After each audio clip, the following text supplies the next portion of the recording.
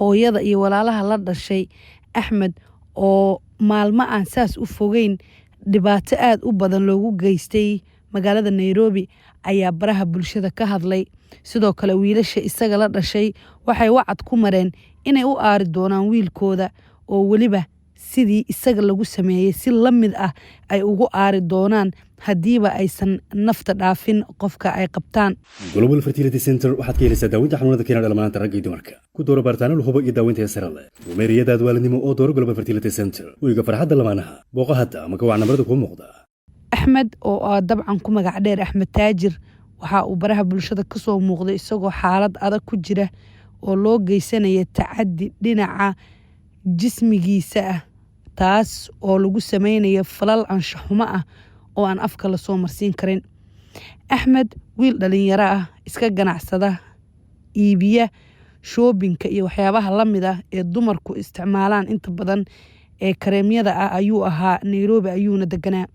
hal mar ayaa waxaa soo afduubtay dhalinyaro ay reer Nairobi isla yihiin sidoo kalena ay qaraabo ama dad ehel ay yihiin. wiilkan dhalinyarada ku ehelka ah dhibaato uusan weligiis ka soo kaban karin ayay gaarsiiyeen. waxay fadeexad iyo foolxumo u geliyeen baraha bulshada isagoo oo qaawan oo sida dumarka loo isticmaalayo. argagax fajac iyo waliba naxdin aan weligeed la arkin ayaa laga qaaday muuqaalada ay baraha bulshada ku faafiyeen taasoo ah iyaga oo sida dumarka u isticmaalaya wiilkan dhalinyarada ah ee walaalkooda oo xitaa dad ahaan ay isku xigaan. waxyaabaha cajiibka waxaa ka mid ah dhalinyaradan tiimkaasoo isku magacaabay waxay suurad xumeeyeen qabaa'ilo Soomaaliyeed iyo sidoo kale magaalo dad ajnabi leeyihiin Soomaaliduna la degto. waxay sheegeen inay awood u leeyihiin Nairobi inaysan qofna ku noolaan karin ilaa amarkooda ma.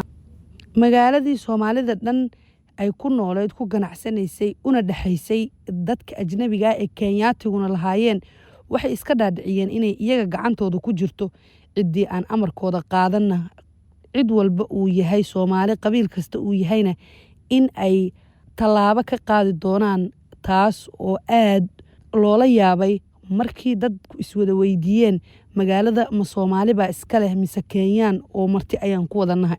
magaca tiimkaasow magac ahaan inta badan dadku way maqlaan laakiin ma yaqaanaan dadka is urursaday ee la baxay dhaqankooda iyo waliba sida ay u yihiin dad bilaa anshax ah oo aan wanaagsanayn drugs isticmaala dhalinyarada gabdho iyo wiilalba xooga.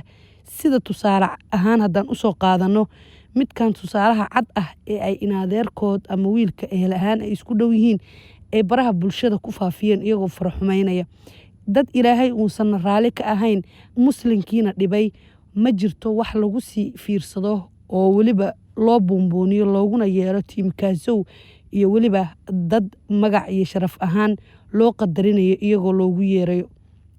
arrintaani qaab qabiil ba isku bedeshay. wiilka ehladiisii waxay wacad ku mareen in dadka ka dambeeya falkan foosha xun ee wiilka lagu isticmaalay sidii dumar ahaan oo waliba dee dumarka ilaahayba ugu talagalay oo si sharaf leh ayaa loo isticmaalay si ka baxsan qaanuunka bini'aadanimada islaamnimada iyo wax kasta in ay tallaabo cad ka qaadi doonaan taasoo u dhigmata mid ay wiilkooda ku sameeyeen iyo kasii badanba.